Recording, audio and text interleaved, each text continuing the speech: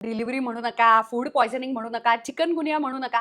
कारण कितीही जेन्युइन असू देत हो, हेअर फॉल होणं हे मात्र निश्चित होतं. याच्यामधून मी गेलेले आहे. बाथरूममध्ये केस, उशीवरती केस, नुसता साधा कंगवा फिरवला, शेंडी बांधायला गेला, हातामध्ये केस. आणि मग ऑफकोर्स हेअर ग्रोथ सिरम मात्र आठवड्यातून किमान 5 वेळा लावलं पाहिजे, असं माझ्या लक्षात आलं. आता स्किन केअरचं रुटीन लगेचच बसतं. ते लांबच्या लांब असलं तरी फॉलो केलं जातं.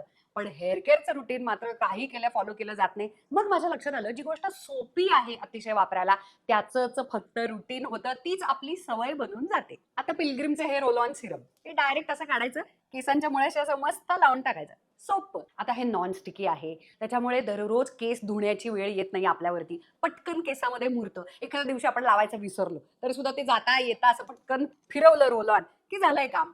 आणि ना त्यांची बाटली यायची पूर्वी ही, याच्याविषयी माझं तुम्हाला सजेशन देऊन झालंय, रील बनवून झालाय, हे मस्तच आहे. पण मला आवडली काय गोष्ट, हे जे नवीन फॉर्म मध्ये जे त्यांनी भरलेलं आहे ना सिरम, ते जास्त लावायला सोपं आहे, त्याच्यामुळे कधीही विसरलं जात नाही माझ्याकडून.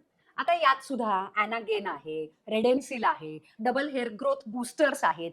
त्याच्यामुळे काय होणार आहे, आपल्याला हेअरफॉल कमी झालेला जाणवतो आणि नवीन हेअर यायला लागलेत हे पण आपल्याला जाणवतं. एक साधारण 14 दिवसांमध्ये आपल्याला सुरुवात झाली आहे बदलाची, असं आपल्याला जाणवायला लागतं. आणि एक 28 दिवसांमध्ये ना तुम्हाला बारीक बारीक असे छान नवीन बेबी हेअर येत आहेत, असं सुद्धा जाणवायला लागेल.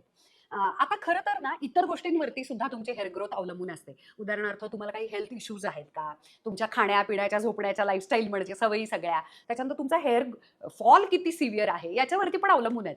पण खरं सांगू का, तरी सुद्धा चांगले इन्ग्रेडियंट्स आणि तेही माइल्ड प्रॉडक्ट जे सगळ्यांना सूट होतं, अशाची सवय लावायला काहीच हरकत नाहीये. मी सुद्धा ना कितीही दमले, कितीही कंटाळा आलेला असला, इच्छा नसली, तरी सुद्धा हे सिरम लावतेच. कारण सोपी गोष्ट आहे ही. मला असं वाटतं तुम्ही पण हे ट्राय करायला अजिबात हरकत नाही. तुम्ही पण ही चांगली सवय लावा, आळशीपणा टाळा.